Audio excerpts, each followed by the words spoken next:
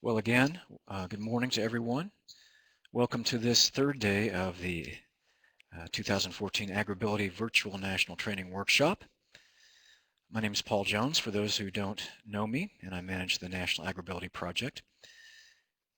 Our topic today is on seeding recommendations for agricultural equipment, and we have three presenters, all from the University of New Mexico: Carla Wilhite, Kevin Sullivan, and Mark Hermio. And Carla, of course, has been an AgrAbility staff member at both Colorado and at Oklahoma.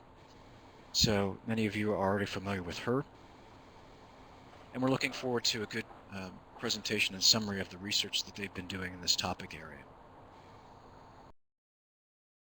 Before we get started, a few basic instructions. Of course, if you're hearing me, you already have a headphones or speakers connected. If you're having any problems with your audio, feel free to use the audio setup wizard under the meeting menu at the top left of your screen. Any questions about the presentation itself can be typed into the chat window. We'll be collecting those and discussing them at the end of the presentation. And also, if you have a web microphone and would like to ask a question verbally at the end, you can use the raise hand icon and we will attempt to activate your camera or your microphone. We'll be doing our 4 survey questions, so please provide some feedback on that. And we are recording this, and it should be archived on the virtual NTW website at the agrability.org web portal. If you're having any problems with the sound or the video, please type that in the chat window. We'll do our best to help. If you can't use the chat window, then please email us via agrability@agrability.org, and we'll monitor that. If you are experiencing echo, then that may mean that you're logged in twice. So go ahead and log out one of those times, and if we happen to get disconnected with our presenters, just hang on and we will reconnect. And if you are disconnected for some reason as a participant, please just log in again. I know most of you are already familiar with AgrAbility, but for those who might not be, we are sponsored by the USDA, and we focus on issues of disability in agriculture. Every AgrAbility project is a partnership between a land-grant university and at least one nonprofit disability services organization, and there are currently 20 funded state projects around the country. There is also one national AgrAbility project, and that's housed here at Purdue University in the Breaking New Ground Resource Center. And our partners include Goodwill of the Finger Lakes, Arthritis Foundation Heartland Region, University of Illinois at Urbana-Champaign, and Colorado State University. There is a lot of information at agrability.org, including resources and other archived web trainings, so please feel free to explore that website if you have not yet. At this time, I'm going to turn things over to Carla and our crew at New Mexico State. So I will bow out until we are ready for the question and answer period.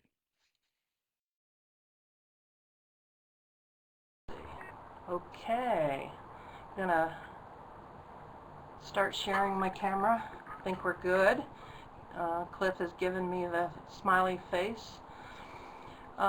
Good morning, I'm Carla Wilhite. I'm at the University of New Mexico. I'm in the occupational therapy graduate program and teaching now, but for many years I worked on the front lines with many of you that I see here online, working with farmers on their farms and ranches, trying to figure out different ways of accommodating disability so that people could continue to do what they love. And I'm especially glad to see that Ed Bell is on with us this morning. Welcome home, Ed. I know that you've had a very long journey recently, and good to see that you escaped the hospital.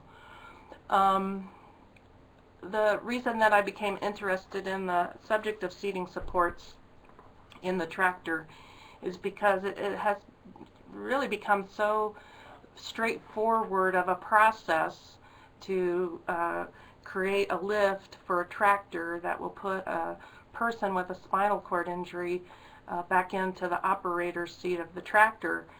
And but what we haven't known, and what's been a vexing problem to many of us in the field, is knowing what kind of seating supports the person will need to be safe and functional, and be able to continue operating the tractor.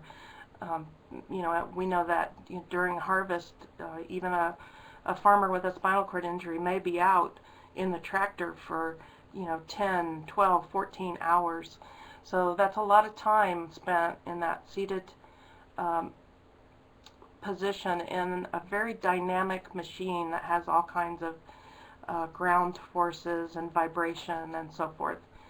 So I've worried many times about how I have left people in the tractor just saying, well, throw a low, profile air cushion on it, and let's hope that will be okay.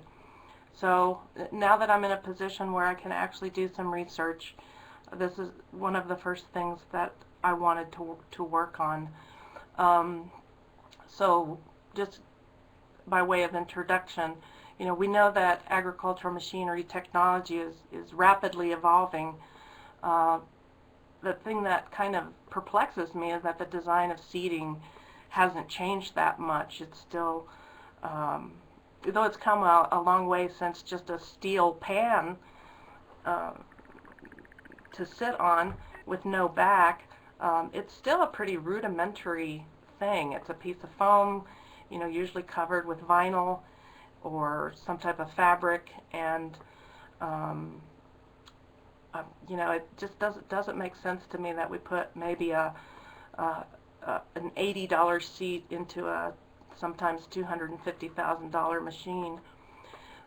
So from my viewpoint, the seating that we currently have in agricultural machinery doesn't conform to the needs of people who vary, by their size, their weight, their postural needs, gender, and especially health status.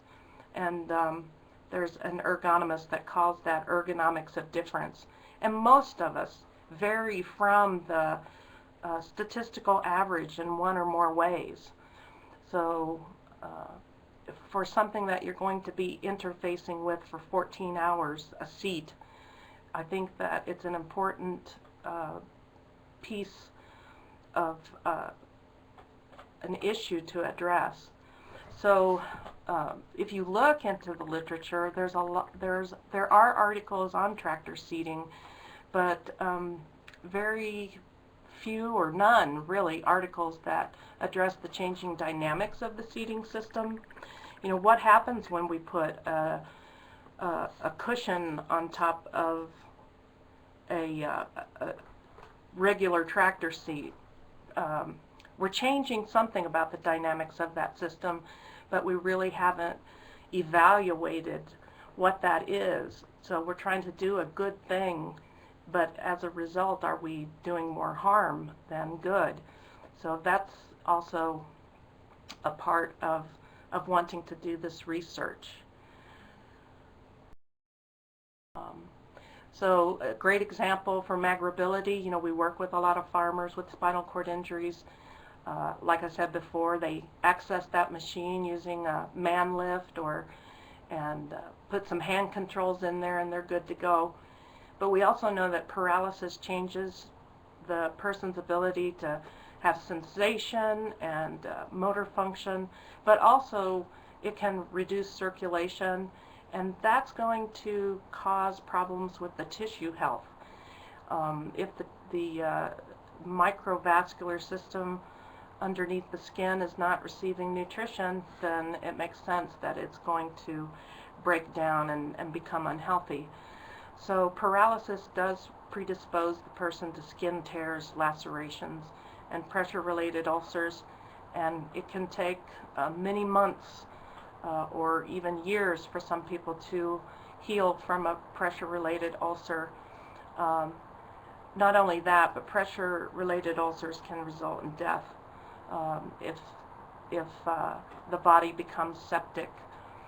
So this is, again, just a very important topic to me, and I know to many of you who are out there working as AgrAbility specialists. When I was at the workshop a few years ago, the National Training Workshop in Indianapolis, I had the opportunity to talk to quite a few of the farmers that came to my session on seeding for spinal cord injuries, and many of them reported that they just used the wheelchair cushion, straight out of their wheelchair. Some of them were big fans of egg crate foam that you can get from Walmart. Some of them liked sheepskins. Some of them were even using just bed pillows as a cushion in their tractor seat. And most of them felt that that was enough support. The problem is that we don't really know that with certainty. Then again, AgrAbility specialists are called upon to make recommendations about seeding, and what we've had so far in the history of AgrAbility is we've been trying to translate what we know from wheelchair seating and seating supports to the tractor environment, and yet that machine is so significantly different than a wheelchair. So we need more information, and that's what we're in pursuit of here at the university. So what are some of the pros and cons of selecting cushions, farmers selecting their own cushions, or AgrAbility specialists making recommendations based on their knowledge of wheelchair seating issues? And just like I said before, the risk of developing that pressure ulcer or having a laceration or something that could essentially knock the farmer out of the tractor for quite a long time is a big con for me in terms of recommending based on just the knowledge that we have from the wheelchair folks, from like Resna and so forth. It's good information, but we just need to verify that it's working for us in the field with AgrAbility. Okay, so basically what we did is developed a feasibility study. We wanted to kind of find out what do we need to do in order to do some pressure mapping on a tractor seat with and without some intervention wheelchair cushions. And so we developed a proposal. It was approved for research by our institutional review board, and then we received some funding from the Southwest Center for Agricultural Health, Injury Prevention and Education over in Texas, and New Mexico happens to fall into their service area.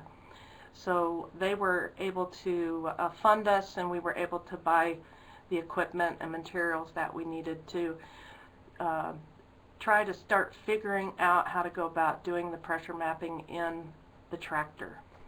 So I'm going to go ahead and turn this over to Mark Hottermeal, who's one of my OT graduate students that worked with me in the lab, fabricating as well as doing the procedures, and now he's helping with working on the manuscript.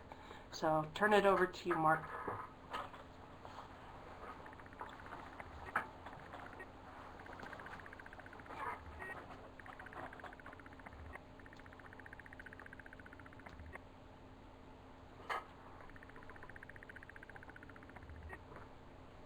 Good morning, everyone. So we designed our research project to study each participant individually on multiple types of seat cushions, and then we statistically compared the results. For this study, we collected all of our data in a lab within a controlled environment. The room temperature was about 70 degrees, and the level of humidity only rose above 15% on one day when it actually rained here. The temperature and the humidity may not have affected the results of this study, but it may affect future studies when they're performed outside. In our lab, we constructed a simulation platform, as you can see in the photograph right there, and we used a pressure mapping system to collect the data. But the most important part of our study were the participants themselves. Our search for participants was somewhat informal. We didn't use any flyers or agencies. We primarily used word of mouth to find the people within the community who have paralysis or spinal cord injuries. And for convenience, we searched for people who lived near our lab here at the University of New Mexico Health Sciences area, and also from nearby agricultural and rural communities. So we were able to find 9 people to volunteer for this study, but only 8 of them could actually be included as participants. It was somewhat difficult to find participants because the criteria of our study was so specific. The participants, they could be any race, gender, or ethnicity, but we needed adults with paraplegia who did not have any unhealed pressure ulcers or decubitus ulcers on their buttocks or any other current underlying health issues that would compromise the condition of their skin. In order to maintain the integrity and safety of the study, there were some exclusions. If a person had an open decubitus ulcer, an unhealed pressure ulcer, any type of skin condition, if they're pregnant or morbidly obese, we had to exclude them from participating in this study.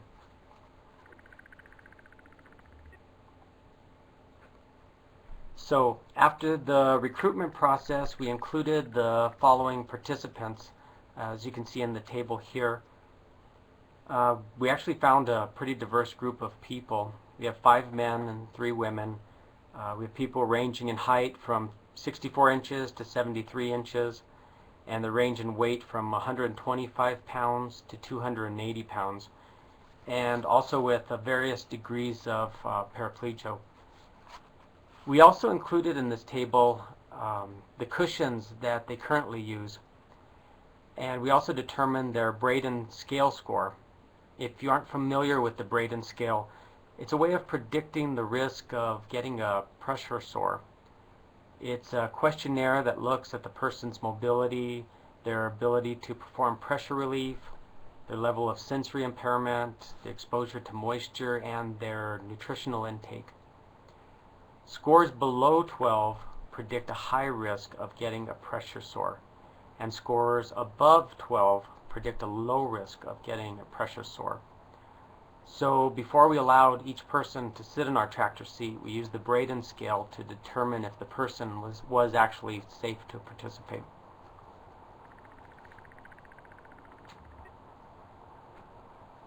So now that we have the participants, I'll tell you about the actual methods we used to collect data.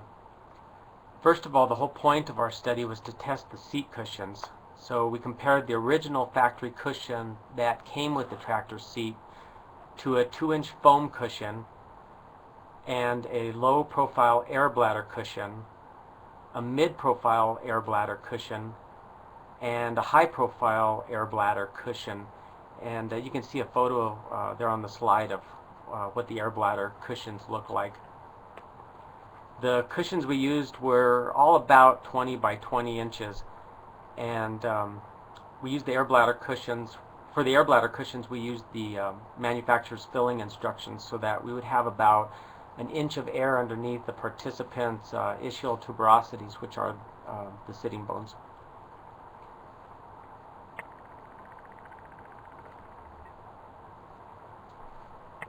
So to actually study how each participant performed on each of the cushions, we built a movable platform to simulate what it would be like sitting in a moving tractor.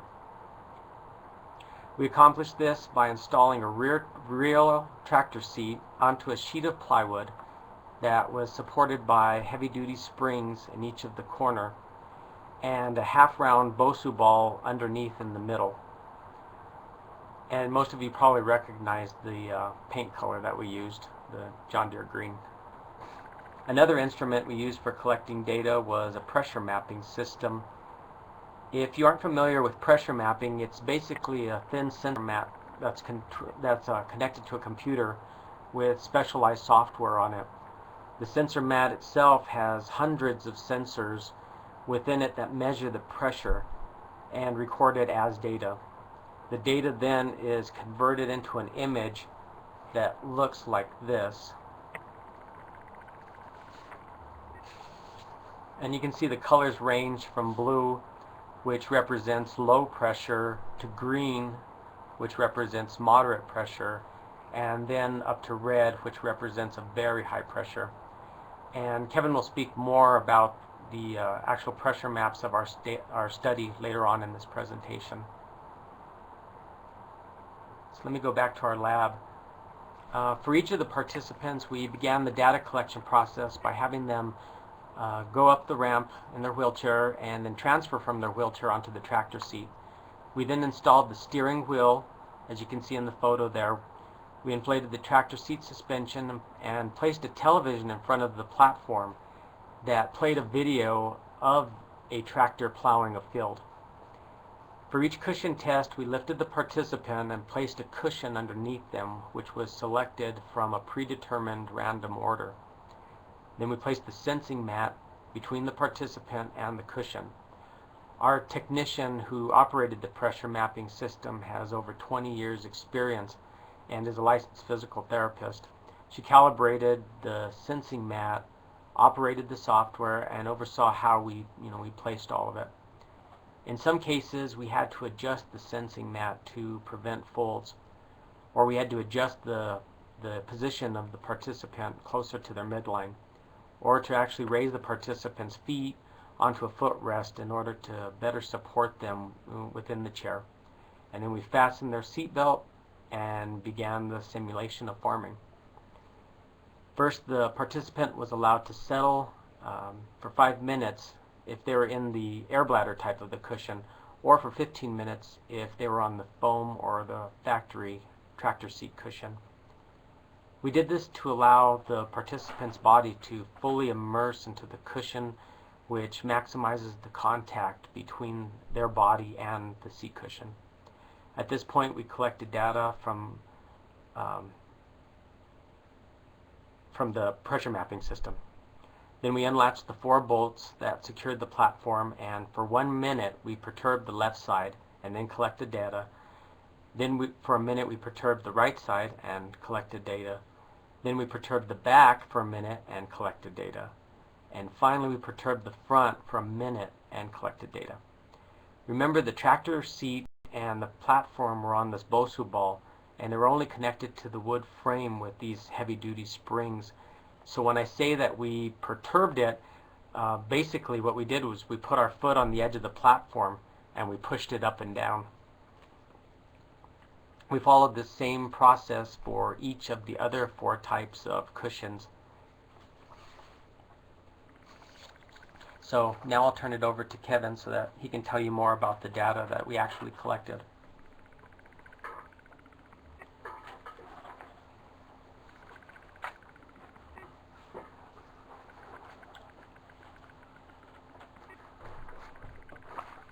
Thanks, Mark.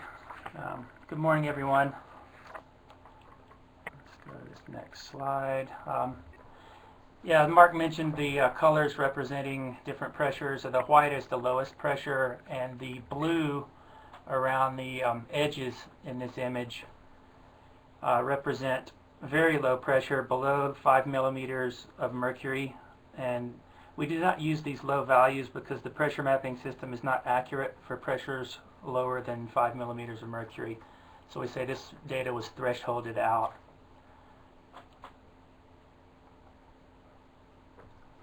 As you can see in this image, the pressure map images for subject 1 give us an excellent example of a problem that we had in the data collection process. In the bottom row of images, the pressures are fairly low and evenly dispersed when using the high profile air cushion. But in some of these images, the red rectangles indicate unusually high pressure readings that were caused by the flexible pressure map becoming wrinkled or bunched up underneath the subject. The data for these frames cannot be considered valid because they are indicating a problem with the measuring device and not the actual pressure on the subject's skin. These data were not included in our final calculations. However, it does show that there was a problem with the subject sliding forward on the first two cushions. The air cushions may have allowed for more immersion and stability to keep the subject in place.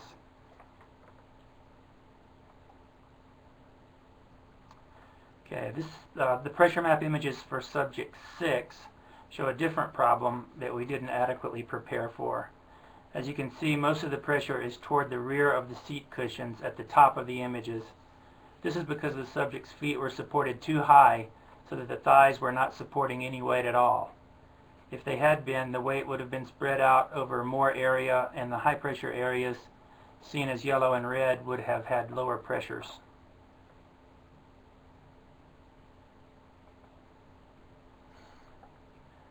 This interaction plot shows the effect of the seat cushion on the sensing area for each of the 8 subjects. We had expected the sensing area to increase for each level of cushiness in the seats, but this did not happen. The sensing area instead seems to increase and decrease differently for each subject. The main thing we can see in this plot is that the sensing area for subject 1 is much higher than that of the other subjects. Subject 1 was much heavier than the others. This analysis of covariance for sensing area shows that there's a strong relationship between body mass index and sensing area. This intuitively makes sense in that a larger person would cover a larger area of the seat cushion. The interaction plot for the standard deviation of the pressure shows that the tractor seat alone, seat 1, was significantly different from the other seat cushions. The higher standard deviation indicates the greater concentrations of pressure or less dispersion of the pressure than the other cushions. The position variable on the x-axis shows the reading of pressures after settling and perturbations in 4 directions. The interesting thing about this plot is that it does indicate that the standard deviations of the pressures for the other 4 cushions do increase in order of cushiness as we expected. It just turns out that these differences are not statistically significant as shown by our data.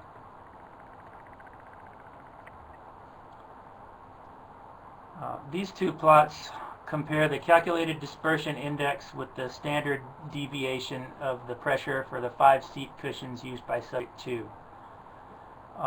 The dispersion index was calculated as the sum of the pressures measured in the IT sacral area divided by the sum of the pressures of the whole map.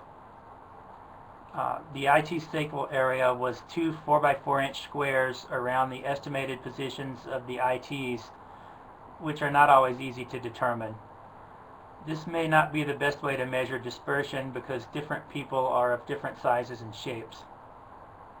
Perhaps we should instead use the standard deviation of the pressure over the entire map, possibly weighted by BMI or body weight.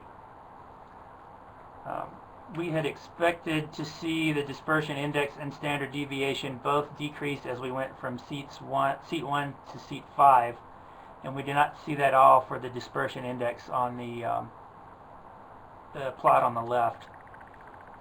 If anything, it looks like the dispersion index is increasing across the seats. Why? This appears to be caused by the fact that, like subject 6, subject 2's feet were supported too high and the weight was too concentrated on the back of the cushion. The way the dispersion index was calculated as total pressure in the sacral IT area divided by total pressure in the whole map causes a problem when cells in the map with a pressure lower than 5 millimeters mercury are thresholded out and not counted. Going to more immersive cushions, the subject would sink in more and there is more of the map included in the calculation, which makes the calculated dispersion index smaller even though there is actually more dispersion. This problem occurs because we chose to threshold out these low values because the instrument is not accurate for readings below 5 millimeters mercury. When we look at the standard deviations of the pressures in the plot on the right, we see that the 2-inch foam cushion appears to work even better than the more sophisticated air cushions for this subject, but that the air cushions do improve as they get taller and cushier.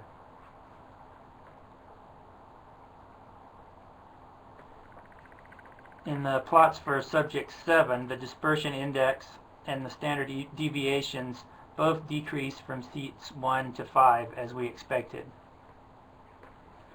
I'm going to let Carla take over now.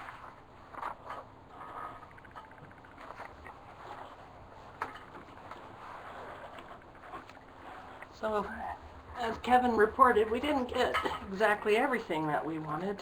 We were looking for those relationships, hoping that the gold standard, high-profile Rojo cushion might, show the superior numbers.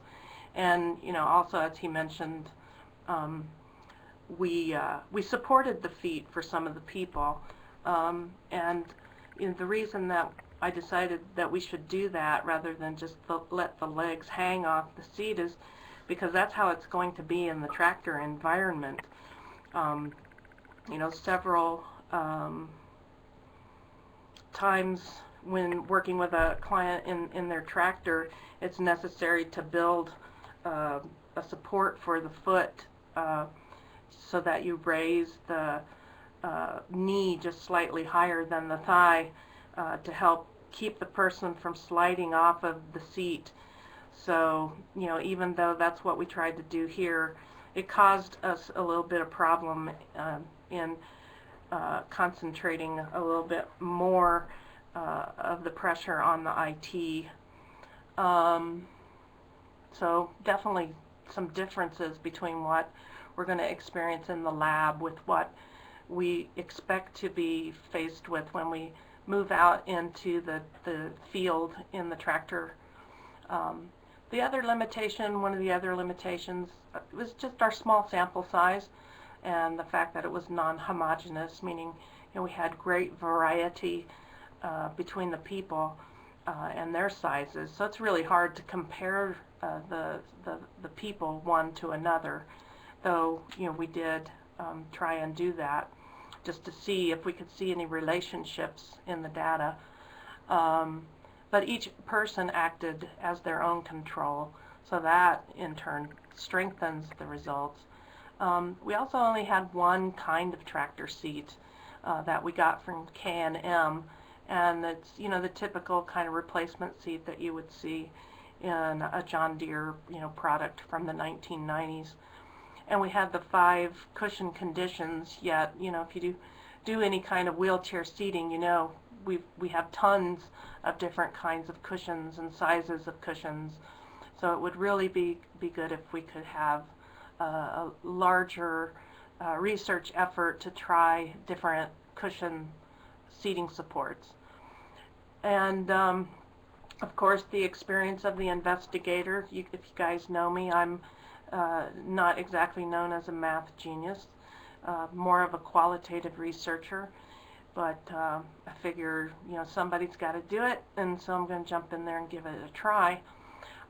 Also wasn't blinded to the results, so certainly you have to consider that I might have some biases. Procedural issues, yeah, those came up, and those are things we're going to have to think about in terms of moving forward. Some people supported part of their weight, or they were trying to maintain their postural stability by supporting their hanging on to the armrest, definitely the feet, raising them for support, the wrinkles that occurred in the mat, and the other thing, we converted our data from centimeter to inches to make it more accessible to general audience. So we might have lost a little bit of our accuracy there. And then the whole thing with the pressure sensor sensitivity, we were throwing out what the company that manufactures the pressure mat considered noise because of the limitations of their sensor. But in reality, we could have been throwing out some data. So here's what we can kind of say in the takeaway, is that a tractor seat alone, in our study, a tractor seat alone is not sufficient cushioning for an individual with paralysis.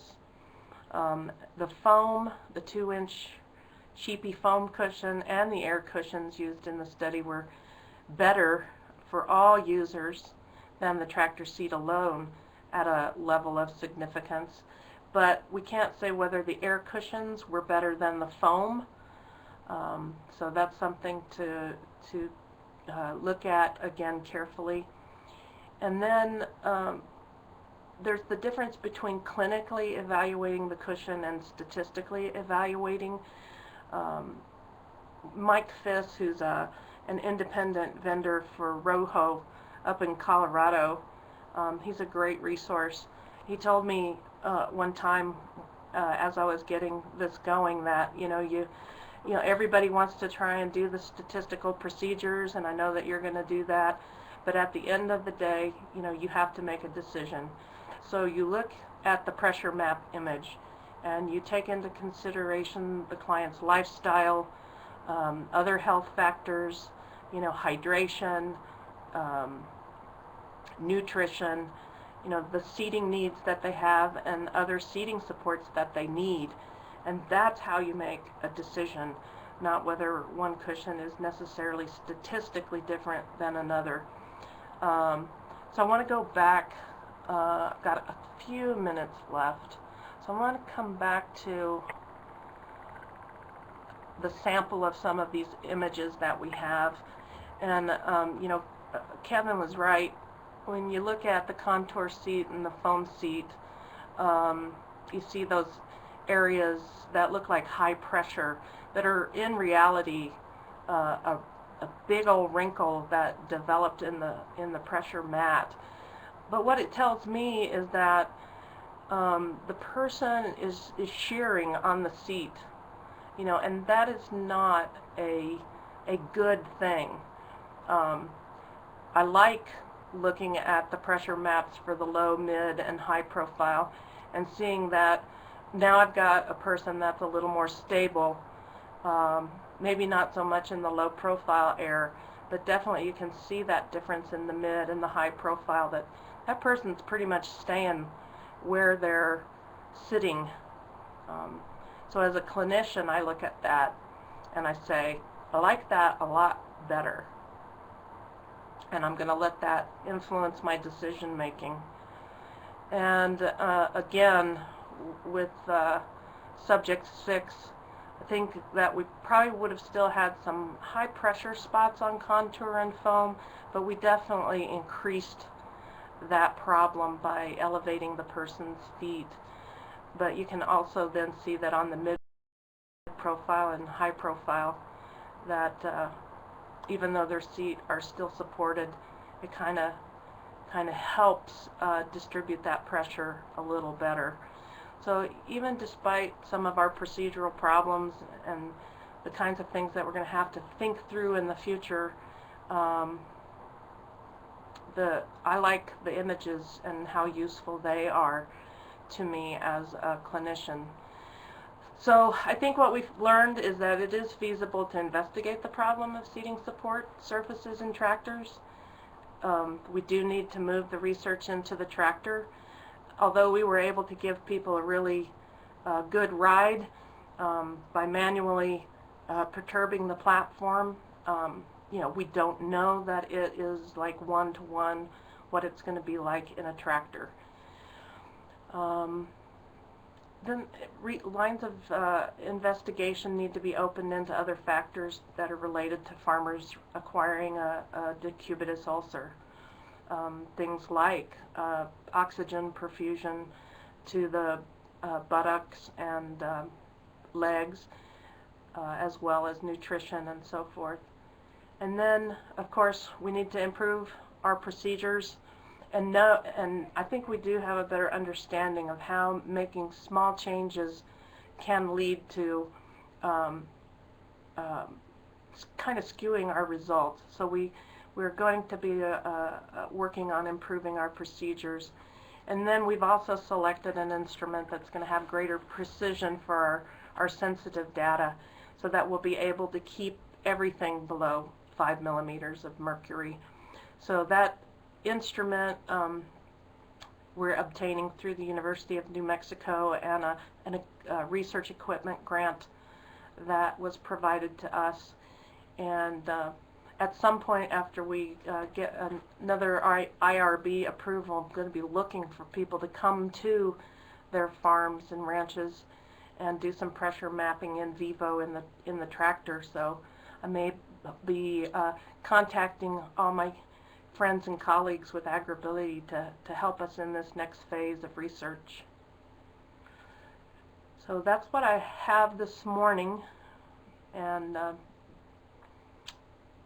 ready for questions.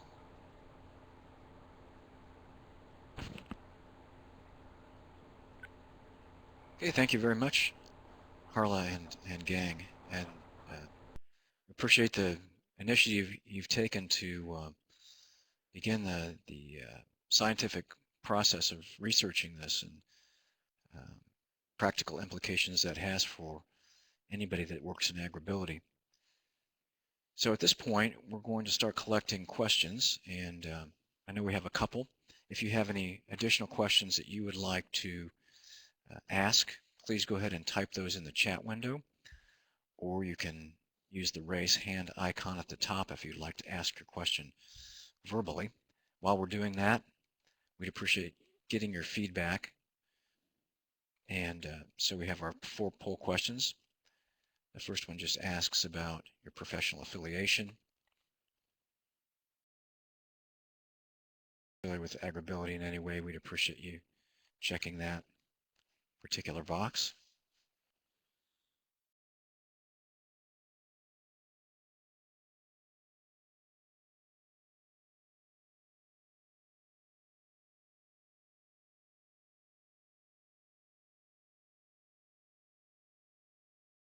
Okay, it looks like a fair amount of variety in terms of those that are joining us today.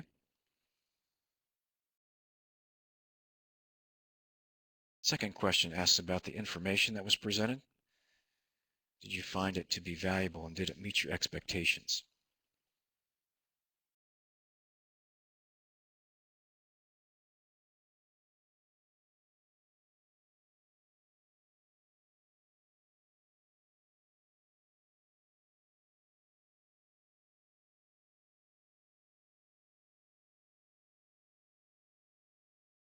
Okay, we thank you for your input on that.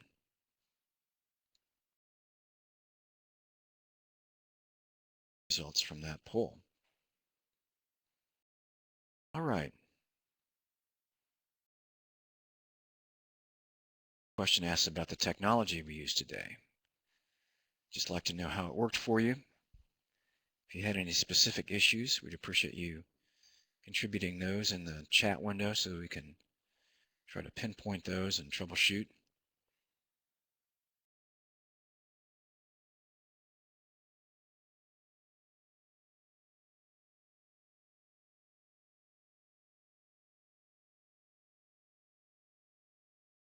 Seconds on that one.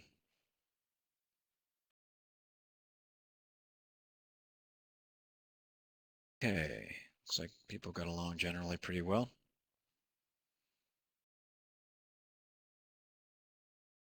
For those that may be attending future webinars and the AgrAbility webinar series, we're going to be switching our webinar software at the beginning of the year due to Purdue's decision to go with WebEx. So we'll be trying to get you up to speed on that for our first webinar at the beginning of the year. And our final question, based on today's session, would you attend another session in this series? And in this particular web conference, there is one presentation left, and that is from Craig Heckathorn. And he's going to be talking about the research study that they did at Northwestern University and their prosthetic and orthotics lab in regard to prosthetics. And farmers have been using, what problems they've had, what they need, and recommendations for those working. Okay, thank you for your input. Those results. All right, at this time I'm going to turn things back over to Carla and her crew, and also Cliff Rass, who's taking care of our questions and answers.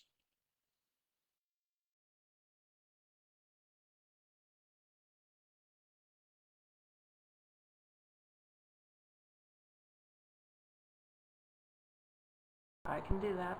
All right.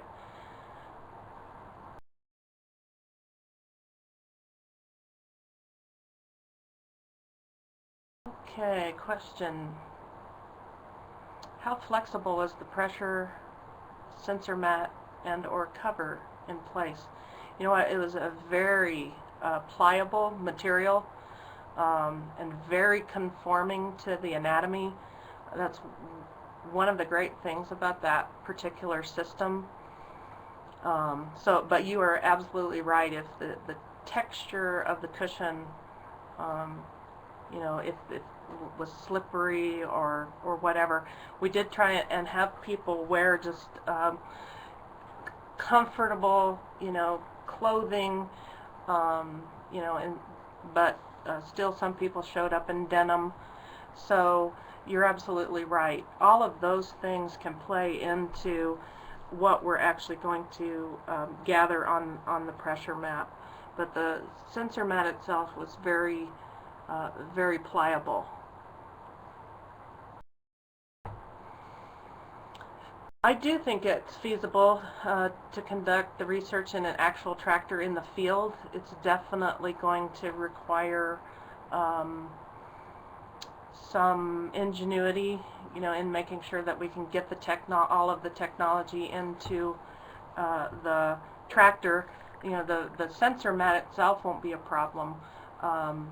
We can even use the software on an iPad, so we can make it very portable and small. It would be great if the tractor has a trainer seat, but if not, I think that we can come up with some accommodations for that. Let's see.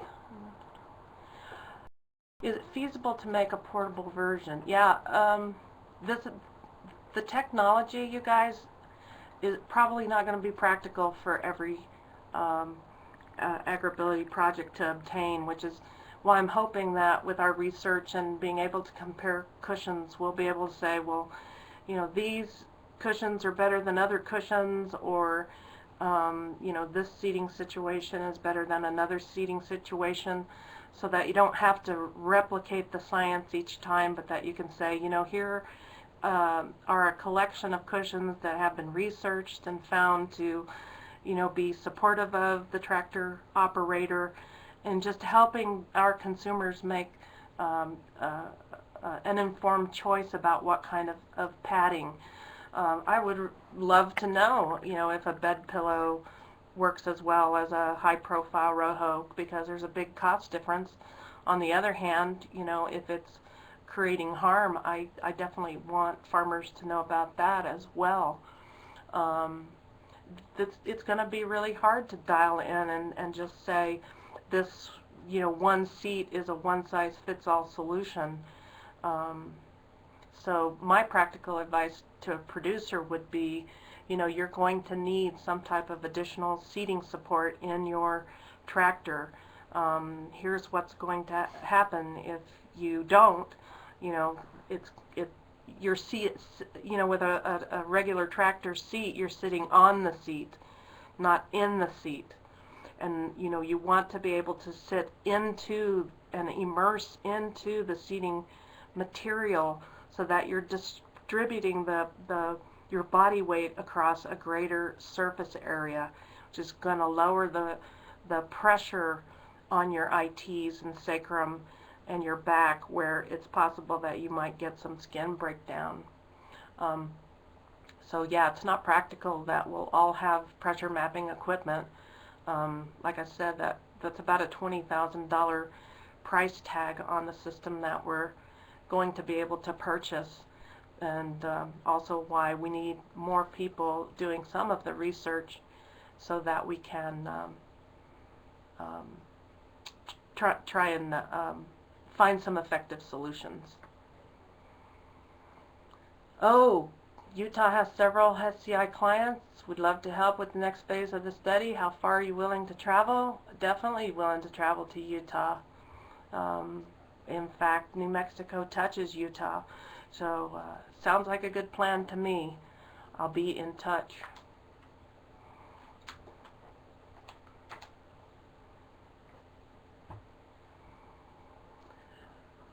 Calibration of the pressure map, we did rely on the, she wasn't a vendor, she's a well-known clinician here in the Albuquerque area and in New Mexico as a wheelchair seating specialist. And that's what she's been doing for the last 20 years. So she doesn't rep for any particular company. She's works for the state, so she had no skin in the game about her pressure mapping system.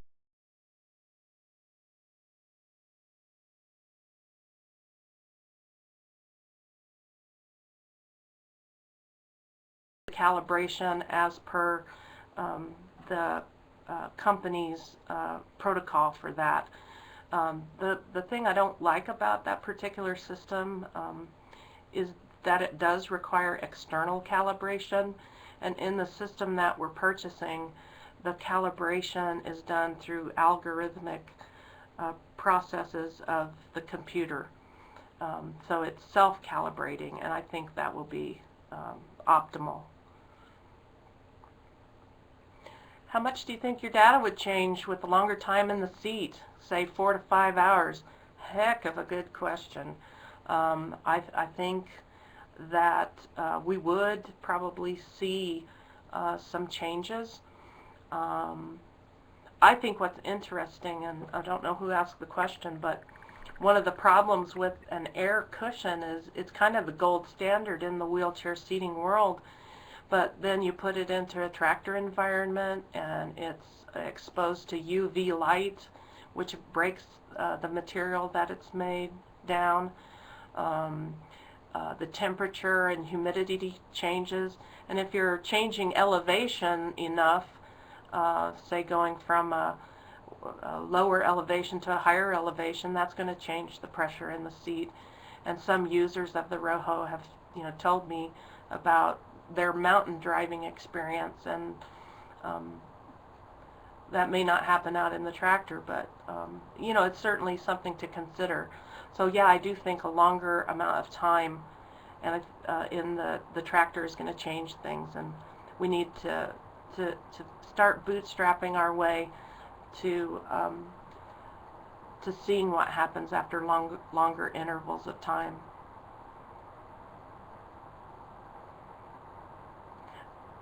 Yes, I love Mary Hildebrand and her graduate students, and it's interesting, she shared some of her slides with me. She used the same brand and model of pressure system that we used. We used the FSA that's made by Vista Medical, and we're going to be going with the X3 Pro system that's actually made by Rojo, or is owned by Rojo's company. Both of these systems are good, but we went to the professional version of the X3 just because we will be able to keep that data, be able to keep that low pressure data. In Dr. Hildebrand's study, they worked with farmers in the tractor doing the pressure mapping, and their tractor seat maps looked a lot like ours, with those high ridges of pressure and wrinkling developing. So even people without spinal cord injuries can start shearing on that seat, even though they're intact neurologically. And I found that of great interest. And something that we need to think about again is that the person is sitting on the seat and not in the seat. So that makes me just think, our tractor seat design needs to be updated just altogether, across the industry. Hi, Candy. Yes, you do have several clients, just a hop, skip, and a jump. So I would love to come up and see you guys and go out. So I'll be in touch with you. Thank you very much. Would Resna have any interest in this problem? And have we investigated Resna? I definitely keep tabs with what RESNA is doing in terms of wheelchair seating, and I do think that there might be some interest. I would definitely welcome more people doing this research, because it's going to take some time, and it's going to take multiplication of effort, and every little bit of evidence that we have that's going to help the AgrAbility specialist or the farmer in the trenches, I think every little scrap of evidence is helpful.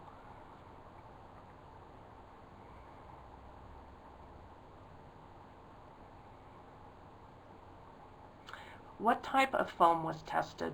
It was not memory foam. I went with just a kind of off-the-shelf off-the-shelf piece of foam that you could get from like Walgreens. It was reticulated foam, and it was 2 inches thick. And the problem with foam, even memory foam, over time it breaks down. And that's another thing. I mean, how quickly does foam break down in the tractor environment, where it may be left and exposed again to UV light, which is just really hard on plastics and foams.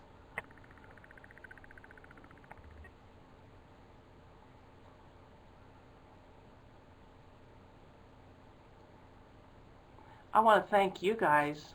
Okay, I'm going to turn this back over to Paul. And thank everybody, and good work out there.